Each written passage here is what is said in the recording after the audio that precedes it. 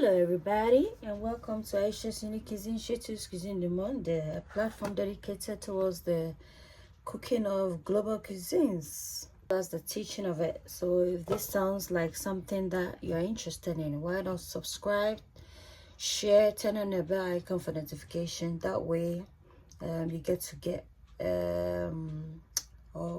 to benefit from more content. And we're going to make some Italian Pici.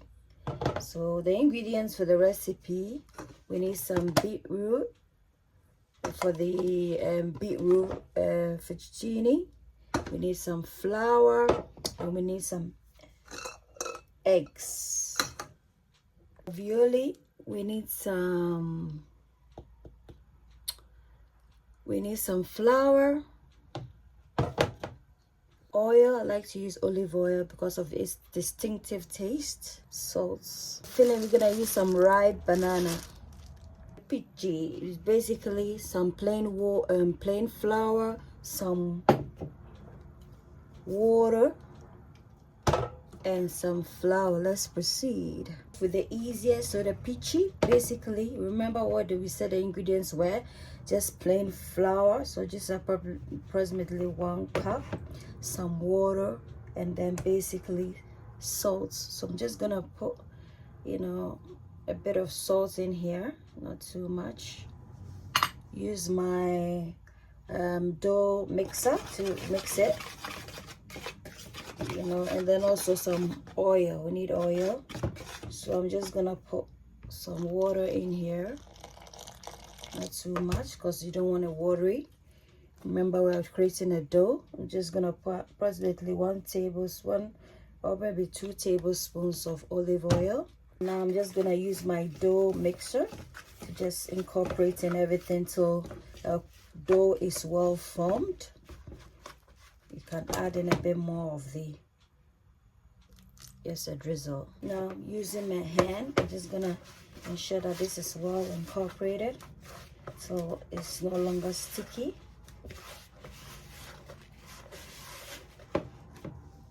I'm gonna knead it inside the bowl.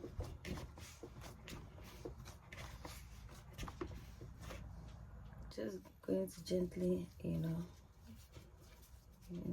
then I'm gonna. So this recipe requires you to take a bit of the dough, and then you need to roll it in between your fingers or hands like that. That's how the Pici looks like. Yeah, a bit easy for our Pici. I've just partition all the dough into smaller bits, and then I'm working on it individually till I'm done. Still working on the Pici. That's how we want it. Pici is done, nice and done. We're gonna set this aside and proceed to the next one. We're gonna do the fettuccine. For the fettuccine, we need some, remember we're doing beetroot fettuccine, so we need plain flour and some eggs as well as our beetroot. So flour, I'm just gonna crack the egg inside. So that's 1 egg. That's the egg and the flour. And then I'm just gonna incorporate in the beetroot on the side here like that. So I'm just gonna use my spoon to mix everything together, incorporating the egg as with the flour. We combine them like that nicely till the dough is formed. So keep mixing like that. So now you see the dough has formed.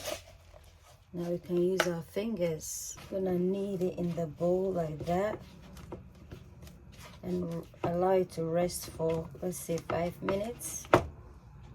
Transfer it into my working surface, and again I'm still kneading.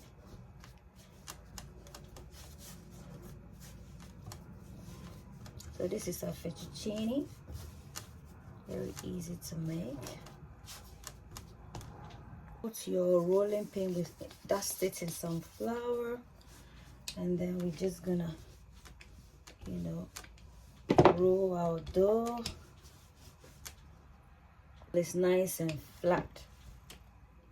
We want our dough to be nice and long, more like the rectangle form. So, you know, longer side, 2 longer sides and 2 shorter sides. And we want it to be as thin as possible. Pizza cutter, I'm just gonna use the smooth side instead of that way, or alternatively you can use both. So I'm just gonna just run it through the dough like that, something like that. You know, so comparing this to the Pici, that one it's more like thicker, you know, compared to this, compared to the fettuccine. With the fettuccine, we're just gonna sprinkle some flour on this to enable us to be able to remove it so it doesn't stick like that. So now we're gonna work on our ravioli, and for this we need some flour, we need some oil, we need some salt. So I'm just gonna incorporate in some eggs as well. So I'm just gonna drizzle a bit of salt here just to taste. Mix it with my finger like that. Pour in my egg, and then incorporate in some oil, olive oil here. And then we mix this. Just gonna mix everything together. Combine the mixture together to form a dough.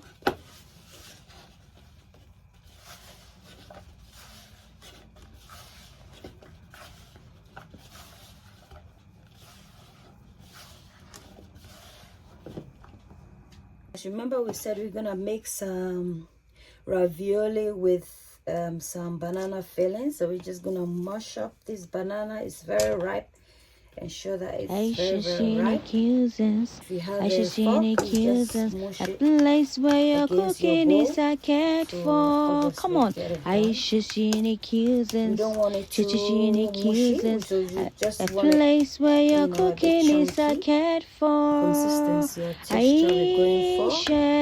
Ayesha's unique roll our dough users. nicely. Shatters unique users. You are what you eat. Eat well, live well. Ayesha's unique users. Ayesha's unique users. Chichi's unique users. A place where your cooking is a cat for. Come on. Shatters unique users. Chichi's unique users. A place where your cooking is a cat for. Ayesha's unique users. You are what you eat. Eat well, live well. Ayesha's unique users. It shall be just uniqueness. It shall be just greatness. It shall be just uniqueness. This is a cooking channel whereby we cook and teach recipes around the world. So if this sounds like a content you are interested in, why not subscribe, like, comment, turn on your bell icon for notification. That way, anytime I upload a video such as this one, you'll be the first to get notified. And by sharing this video, you get an opportunity to allow others to equally benefit.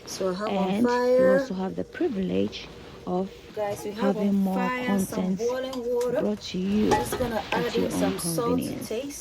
It shall be just uniqueness. Please subscribe, like, comment, and share. Thank you. By cooking our Pici. This is our Pici. Italy, you can have this with maybe a creamy mushroom sauce. I'll put a link of how you can make this in the description for you to access. We're gonna cook this for 5 minutes. This is fresh pasta from the scratch. You don't need to prolong the cooking period. However, if it's been dried in order to preserve it as a form of preservation, then you have to, you know, of course the cooking time will be more. gently nudge it so they don't stick together. Just nudge. When you tell your pasta is ready, when it moves, all the pasta moves to the surface, that tells you that it's ready. So it's nice and ready. When it starts to float, that's an indication, clear indication that your pasta is ready. I'm gonna remove this from the water, allow it to drain, and then remove it. It's our pici. In goes our ravioli.